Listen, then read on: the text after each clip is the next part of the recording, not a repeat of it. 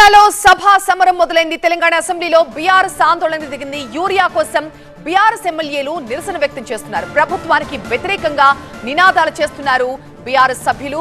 Question hour లో నిరసనలేంటంటూ ప్రశ్నించారు మంత్రి శ్రీధర్ బాబు. జీహెచ్ఎంసీ విస్తరణ బిల్లుని సభలో ప్రవేశపెట్టింది సర్కార్. ఇవాళ పలు కీలక బిల్లుల్ని సభలో ప్రవేశపెట్టబోతున్నారు.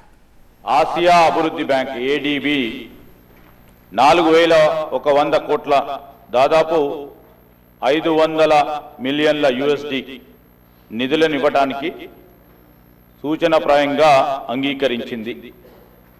జోన్ 1 కోసం డిపిఆర్ తయారీ పురోగతిలో ఉంది. మూసీ నదిలోని శుద్ధి చేసిన నీటి విడుదల చేసే నిమిత్తం 3188 కోట్ల కోసం జాతీయ నది పరిరక్షణ ప్రణాళిక కింద నిధులను ఇవ్వడం కోసం కేంద్ర ప్రభుత్వ జలశక్తి మంత్రిత్వ శాఖను తెలంగాణ ప్రభుత్వం కోరింది. ప్రాథమిక ప్రాజెక్టు నివేదిక పీపీఆర్ను సమర్పించడమైంది. కేంద్ర ప్రభుత్వం నుండి అనుమతి అందిన మీదట డిపిఆర్ను తయారు చేసి కేంద్ర ప్రభుత్వానికి సమర్పించడం జరుగుతుంది. హిమాయత్ సాగర్, ఉస్మాన్ సాగర్ నుండి బాపుఘాట్ వరకు ఈ నది సరిహద్దులను గుర్తించే పని పురోగతిలో ఉంది. సమగ్ర బృహత్ ప్రణాళికలో భాగంగా పర్యాటకులకు పూర్తి స్థాయి సౌకర్యాలతో పాటు నది వెంబడి పర్యాటక ఆకర్షణ, వినోద ప్రదేశాల్లో బ్లూ గ్రీన్ మాస్టర్ ప్లాన్ను ఆలోచన చేస్తూ ఉన్నాం. ఈ ప్రశ్నకు సంబంధించి మూసీ నదిని శుభ్రపరచడం కోసం నివేదిక పురోగతిలో ఉంది. తదుపరి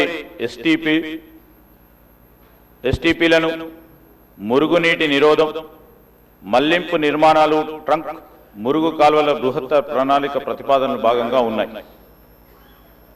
హెచ్ఎండబ్ల్యూ ఎస్ఎస్బి నీటి హిమాయత్ సాగర్, ఉస్మాన్ సాగర్ లోకి పంపు చేయడానికి చేపట్టింది. మూసీ నదిలోకి ఎప్పటికప్పుడు విడుదల చేయడానికి 2.5 టీఎంసీ నీళ్లను రిజర్వ్ చేయడం జరిగింది.